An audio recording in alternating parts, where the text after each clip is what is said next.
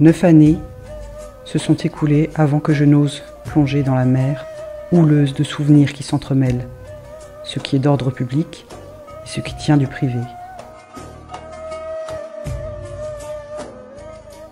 Une certaine pudeur m'en a empêché sans doute, mais surtout un deuil qui ne voulait pas se faire. Comme si on pouvait faire le deuil d'un soleil qui remplissait notre cœur, éclairait les coins obscurs de nos âmes, réchauffait nos vies lorsqu'il y faisait froid, sombre, et que les orages menacent de toutes parts. Un seul regard de lui, et c'était le printemps.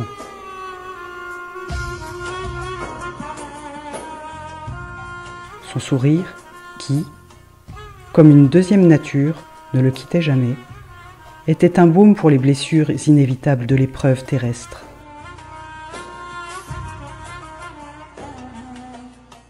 Il était cette oreille attentive, ce cœur d'une immense bonté qui ne jugeait jamais nos faiblesses, qui accueillait nos doutes et nos peines, nos joies naïves, nos bavardages, souvent inutiles et indignes de sa stature de sage et d'érudit. Il était cette miséricorde qui en rappelait une autre, plus immense encore, celle de Dieu. Les voir, c'est être dans le souvenir de Dieu, dit le hadith à propos des saints. C'était exactement cela. Quelques jours avant son départ vers l'autre monde, cette aura divine était encore plus flagrante lorsque nous lui rendîmes visite, mon frère Camille et moi. Il planait sur toute la famille, depuis quelques semaines, l'ombre effroyable de sa mort qu'on sentait approcher à pas de loup. Nous la devinions, à son teint de plus en plus diaphane qui laissait transparaître, sur son doux visage souriant, une étrange lueur. Sa peau en devenait presque phosphorescente. Dans son fort intérieur, il était déjà devant le soleil divin, mais l'on sentait que Dieu, dans son infinie bonté, nous le laissait encore un peu pour quelques jours, quelques semaines peut-être. Nous l'implorions pour cela. Pas encore, Seigneur. Nous prions sans tenir compte de ses souffrances qu'il ne disait jamais, mais que l'on devinait sur ses traits tirés malgré son sourire affable. Nous étions égoïstes de cet égoïsme que génère un amour transcendant. Nous refusions de voir en lui ce corps béni que tant d'efforts dans le sentier de Dieu a usé. Son âme lumineuse nous aveuglait de son éclat et déteignait sur lui comme une jeunesse éternelle. Nous refusions de lui concéder le droit de quitter cette enveloppe terrestre que maltraitait une vieillesse accomplie dans le don de soi, la prière, l'abnégation, la prison, l'assignation à résidence, et bien avant, dans le parcours du combattant pour mettre sur pied l'enseignement national post-colonial. Nous le voulions éternellement avec nous, corps et âme. Dans le livre du destin, il en était écrit autrement. Son encre avait séché. Il était écrit aussi qu'il marcherait jusqu'au bout sur les pas de celui qu'il nous a appris à aimer par-dessus tout, le messager de Dieu.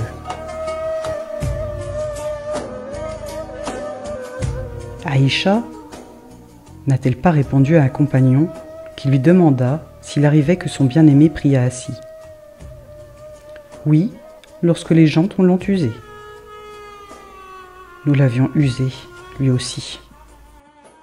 Ces luttes incessantes et les lourdeurs de notre accompagnement avaient élevé son âme au plus haut des firmaments spirituels, mais avaient érodé sa force, délicate de nature. Lors de cette dernière visite, donc, il avait fait l'effort de nous recevoir dans ce que nous appelions son bureau. C'était la pièce où il passait sa journée toujours bien remplie. Elle ne ressemblait guère à son luxueux bureau du directeur national de l'inspection de l'enseignement, où, Enfant, j'allais le rejoindre de temps en temps. Cette pièce était bien un lieu de travail, mais beaucoup plus modeste, et n'évoquant en rien ce qui se devait être un bureau à l'occidentale. Dans ce sanctuaire de paix, notre père se plaisait à s'asseoir en tailleur au coin du tapis, face à la Qibla, pour lire, écrire ou écouter les nouvelles du monde sur des radios triées sur le volet ou à la télévision.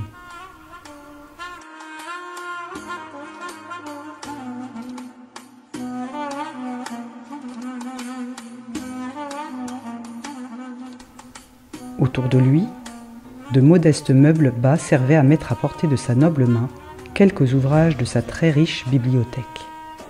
Il servait aussi à ranger ses multiples compléments et produits naturels.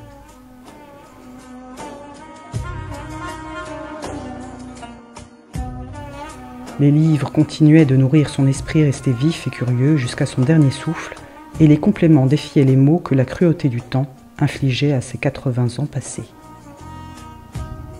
On y trouvait aussi un ordinateur qu'il apprit très vite à utiliser, alors que nous, plus jeunes que lui, n'avions pas eu cette facilité.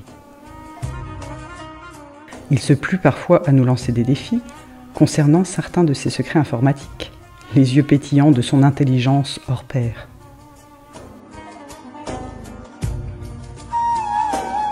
Pourtant, pour nous, cet endroit avait une odeur d'Éden. Mama Khadija l'encensait régulièrement de oud, bien que la présence de cette femme à l'âme de jasmin suffisait à le parfumer comme elle parfumait nos vies. La famille s'y retrouvait comme si on était déjà autour de la source sacrée du Kawthar.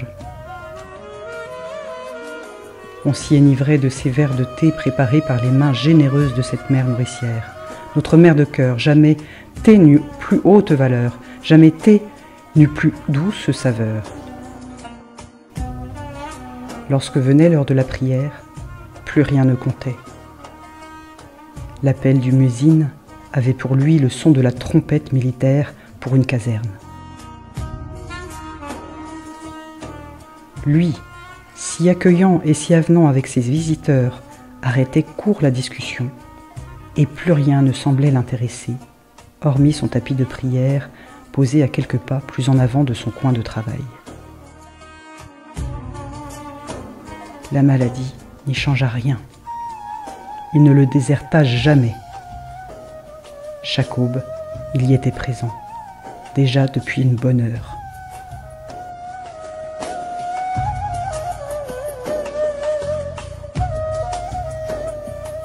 Ce bureau était pour cela un lieu de retraite spirituelle, puisque même ses écrits, quel que soit leur sujet, étaient un hymne à Dieu et une quête de sens. Cependant, c'était aussi un espace de rencontre et une réception pour ses visiteurs. Il ne restait dans sa chambre que lorsque la maladie le terrassait. Pour cela, lorsque nous le trouvions dans cette pièce, nous étions heureux et nous disions qu'après tout, ce n'était pas si grave. Ainsi, dans son infinie empathie, et sachant à quel point nous l'aimions et souffrions de le voir malade, il avait fait l'effort de nous recevoir dans cet espace de vie, alors que la mort l'habitait déjà.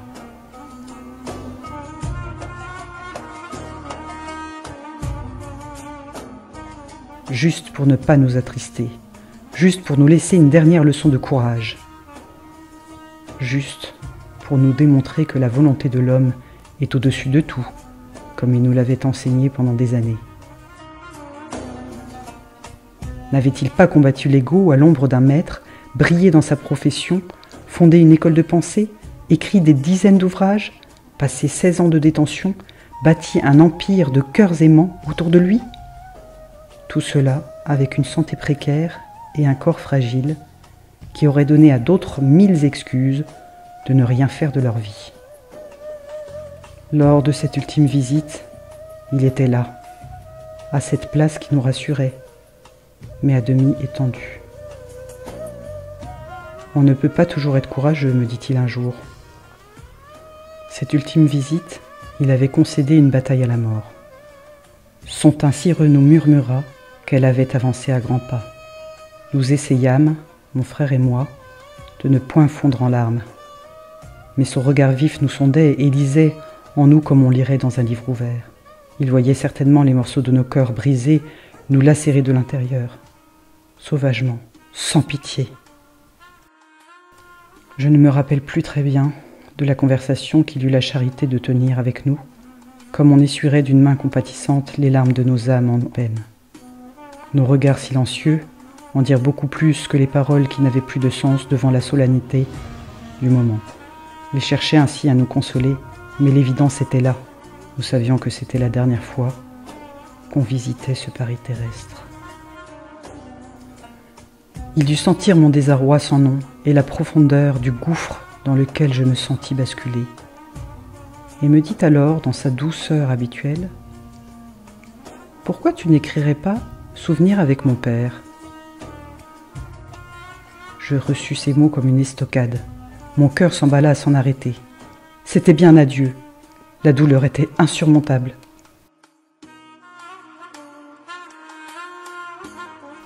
Je blêmis.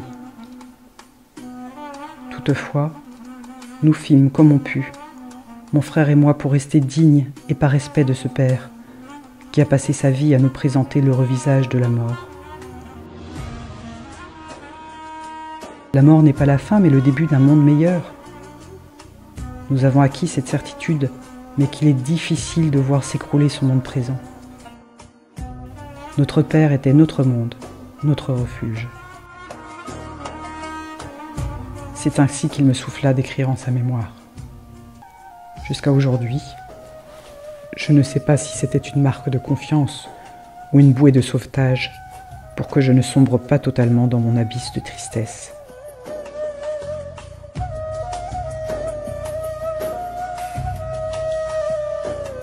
Peut-être était-ce pour Noé une sorte de cordon ombilical d'outre-tombe qui me relierait à lui, malgré les dimensions qui nous sépareraient. Aujourd'hui encore, en écrivant ces lignes, je ne peux retenir mes larmes et me rends compte que le deuil ne sera jamais fait.